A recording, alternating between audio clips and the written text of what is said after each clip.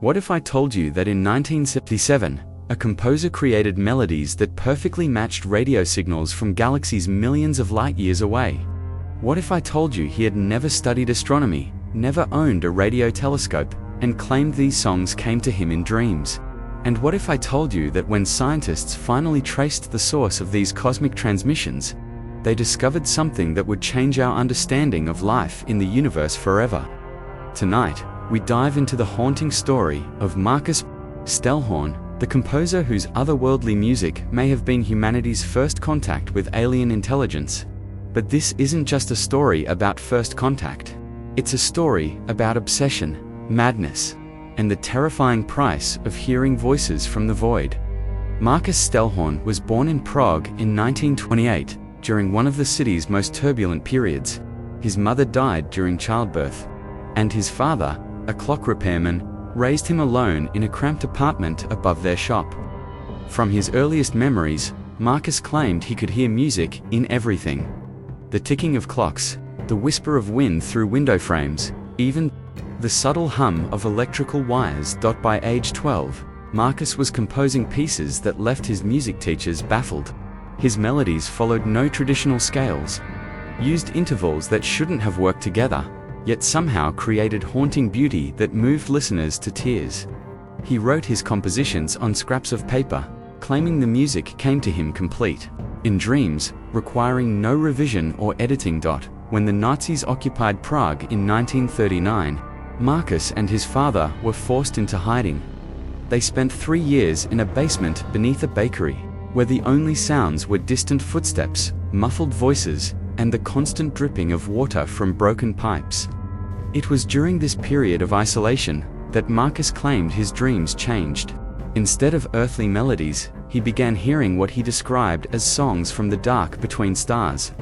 After the war, Marcus emerged from hiding, fundamentally altered. His compositions became increasingly alien, incorporating frequencies that seemed to bypass human emotion entirely and speak directly to something deeper, more primitive in the brain. Concert audiences would sit in stunned silence, some weeping uncontrollably, others reporting vivid hallucinations during performances of his work. In 1952, Marcus recorded his masterpiece, a 27-minute composition called Lamentations of the Void.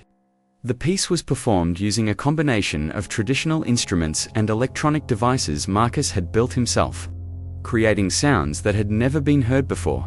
The recording was pressed onto vinyl and distributed to a handful of music collectors and researchers. But Marcus's behavior was becoming increasingly erratic. He would disappear for days at a time, returning home covered in dirt with no memory of where he had been. He spoke of receiving transmissions, of beings who existed in the spaces between galaxies, of mathematics written in music that human minds weren't equipped to understand. His few remaining friends assumed the trauma of war had finally broken his mind. In 1958, Marcus vanished entirely. His apartment was found exactly as he had left it, except for one detail. Every clock in the building had stopped at precisely 3:47 a.m. The police investigation turned up nothing. Marcus Stellhorn had simply ceased to exist. For nearly 20 years, his story might have ended there, filed away as another casualty of post-war trauma. But in 1977, something extraordinary happened. Dr. Sarah Chen, a radio astronomer at the Arecibo Observatory in Puerto Rico, was analyzing deep space transmissions when she noticed something unusual. Buried within the cosmic background radiation, she detected patterns of radio waves that seemed almost musical in their structure. Intrigued, Chen converted these radio frequencies into audible sound waves.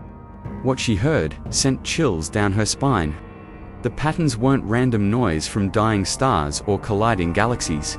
They were melodies, complex and haunting.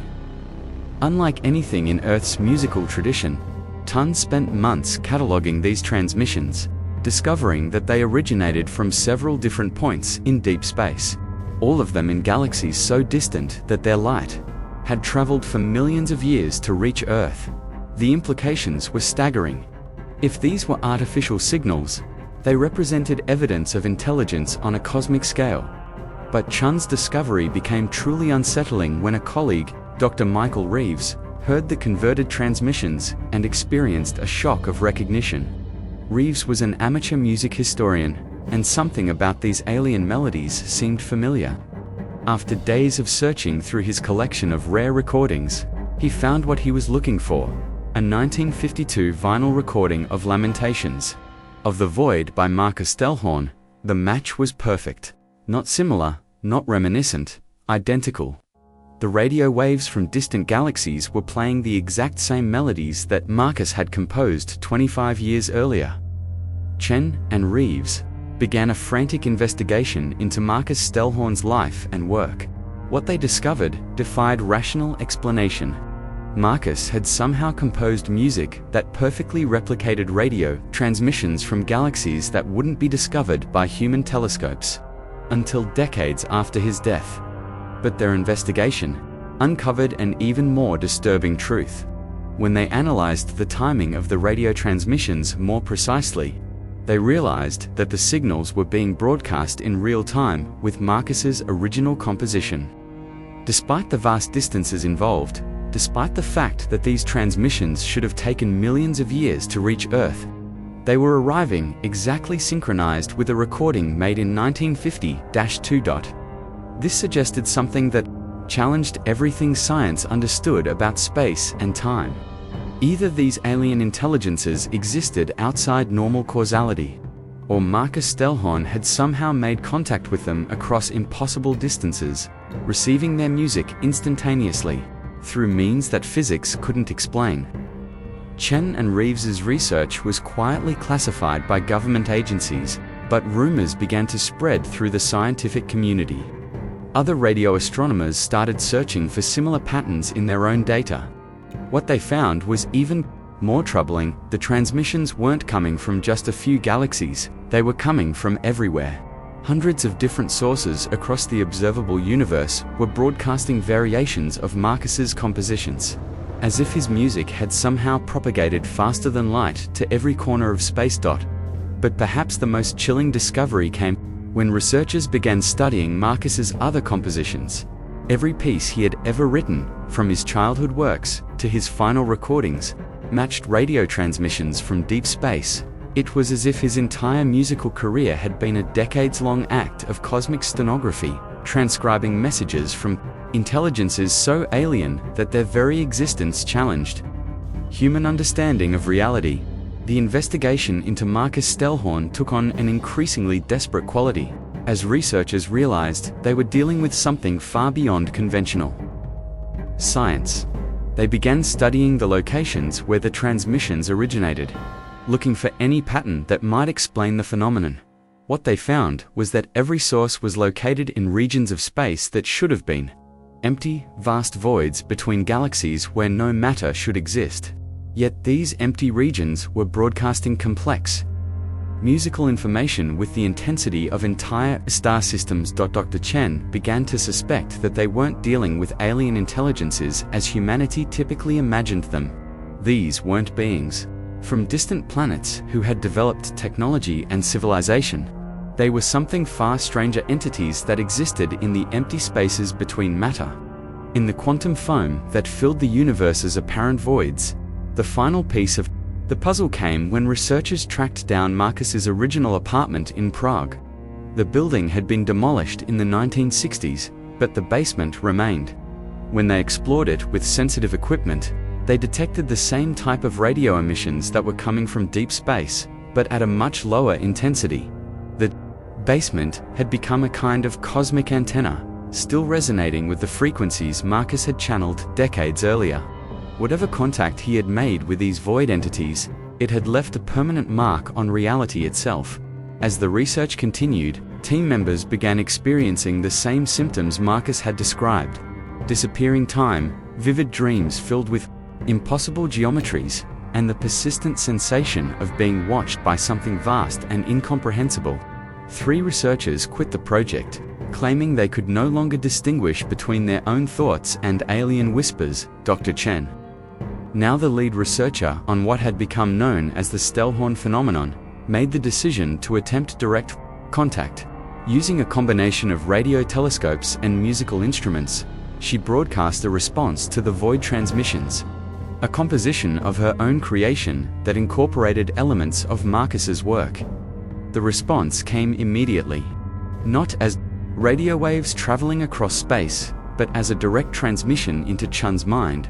She described the experience as having her consciousness suddenly expanded to encompass vast stretches of empty space, filled with entities that existed as pure information, feeding on the quantum fluctuations that underpinned reality itself. These beings had been trying to communicate with Earth for eons, but human minds lacked the capacity to receive their transmissions directly.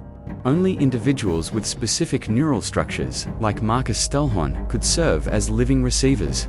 For their messages, Marcus hadn't been composing music. He had been translating alien consciousness into forms that human brains could process. But the translation came at a cost. Each transmission burned through the receiver's neural pathways, gradually erasing their humanity and replacing it with alien awareness. Marcus's disappearance in 1958 hadn't been death or madness, it had been transformation. Chun's final report, filed just before she too vanished, contained a warning that has been classified by every major government since. The void entities weren't trying to communicate with humanity out of benevolence or curiosity. They were scouting. Earth's radio transmissions had attracted their attention, and they were using human minds as beacons to map our reality. Marcus Stellhorn's music wasn't just a translation of alien consciousness, it was a guide, showing these entities how to navigate the complex structures of human thought and emotion. Every person who heard his compositions became a potential anchor point for further contact. The recordings of Marcus's work were quietly removed from circulation, but copies continue to surface in underground music collections. Listeners report the same symptoms Marcus experienced: time distortion, alien dreams, and the growing sense that something vast and hungry is watching from the spaces between stars. The void entities are still broadcasting, their transmissions growing stronger. Each year, radio astronomers continue to detect new sources, always from the empty regions where nothing should exist. But now they know the truth. Those regions aren't empty. They're full of intelligence so alien that human minds can barely comprehend it, and it's slowly learning how to cross the gap between its reality and ours tonight. We've explored one of the most disturbing mysteries in modern science, the story of Marcus Stellhorn, the composer who may have been humanity's first unwitting ambassador to entities from the cosmic void. Whether his music was truly channeled from alien intelligence or the product of a brilliant but damaged mind, the implications remain terrifying. The radio transmissions continue. The void entities are still out there, broadcasting their incomprehensible messages across the universe. And somewhere in the dark between galaxies, Marcus Stellhorn may still be translating their cosmic consciousness into melodies that no human ear was meant to hear. What happened to Marcus reminds us that the universe is far stranger and more dangerous than we imagine. In our search for life among the stars, we assume we'll find beings we can understand, civilizations built on planets like ours. But what if the most intelligent entities in the universe exist in places where life, as we understand it, cannot survive? What if they've been watching us all along, waiting for the right moment to make contact? The next time you hear music that seems to come from somewhere beyond human experience, remember Marcus Stellhorn. Remember that some melodies are better left unheard, and some cosmic mysteries are better left unsolved. Because once you truly listen to the songs of the void, you might discover that the void has been listening back. The stars are singing, but their song is not meant for human ears. And in the silence between the notes, something ancient and vast is learning how to find us.